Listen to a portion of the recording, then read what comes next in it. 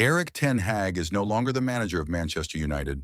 Better late than never, but how long did it take for the club to dismiss a coach who had been struggling in his position for at least 6 months, if not a year?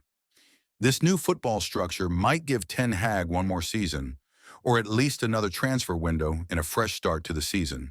And then, Ten Hag would have no room for excuses from the next season onward. This Manchester United team has already conceded 81 goals this season, the worst defensive record since the 76-77 season. They are just 3 goals away from becoming the club's worst defense in the Premier League era. Manchester United currently ranks as the 4th team in the Premier League for most shots faced, alongside Luton Town, West Ham, and Sheffield United. This United has already broken its own Premier League record for the most defeats in a season, with 13 losses so far. They also hold the second worst record for goals scored in a Premier League season.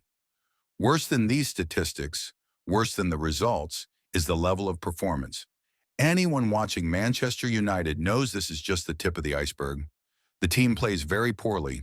They don't come close to the level expected, even when factoring in the number of injuries. You can't use the number of injuries as an excuse for everything that happens or to justify these stats and what the team shows on the field. No, it's not about saying, "I told you so, I knew it, I was right." That's unnecessary.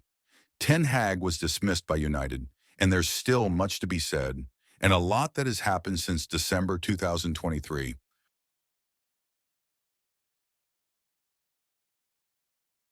Yes, I know you hear every journalist, correspondent, and commentator saying that United had a good first season with Ten Hag, and then inexplicably got worse, but it's not inexplicable. The team was already bad from the start when you consider the style of play. Several factors mask these problems. To begin with, the Glazer family was often cited as the team's main issue. United was losing on the field because of the Glazers. This argument limited any criticism of Ten Hag since no one dared to say anything against him at that time. The team had supposedly had a great season, so it was only a matter of time before it would get back on track.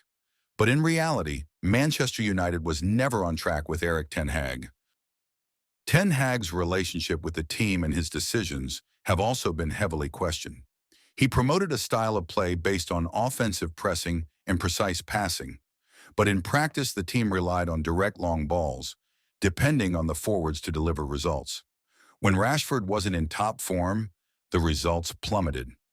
Although Ten Hag's early tenure brought a few wins, United's performances were unsatisfactory from the start, leading to an anticipated dismissal. Those who believe that Ten Hag's work started well and then worsened may not have watched the games or might be unwilling to face reality. If you disagree, explain in the comments what, in your view, made his initial work good and then fall so much within just a few months. For many, Ten Hag was considered one of the best managers since the Ferguson era.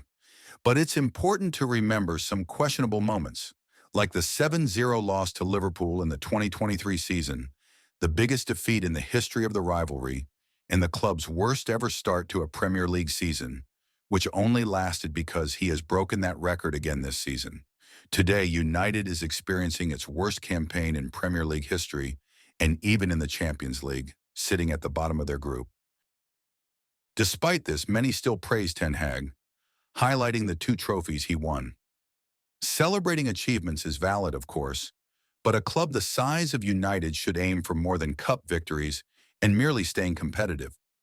The FA Cup, for example, wasn't won with an exemplary performance. In the semi-finals, United almost got eliminated by a second-division team.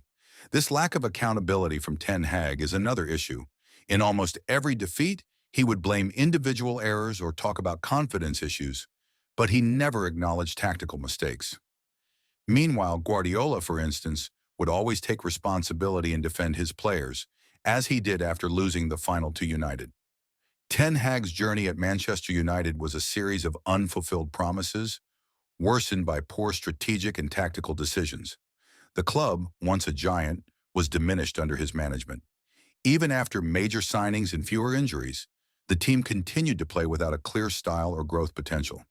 It was only a matter of time before the Ten Hag era came to an end, and now restructuring is essential. The channel Goal Gossip brings this analysis to present all perspectives, beyond the mainstream media's interpretations. This video wraps up a series, and it's not about criticizing those who support Ten Hag, but rather sharing a perspective grounded in fact-based analysis. So leave a comment on who you think should be United's next manager or when you realize Ten Hag wouldn't work out. See you in the next analysis.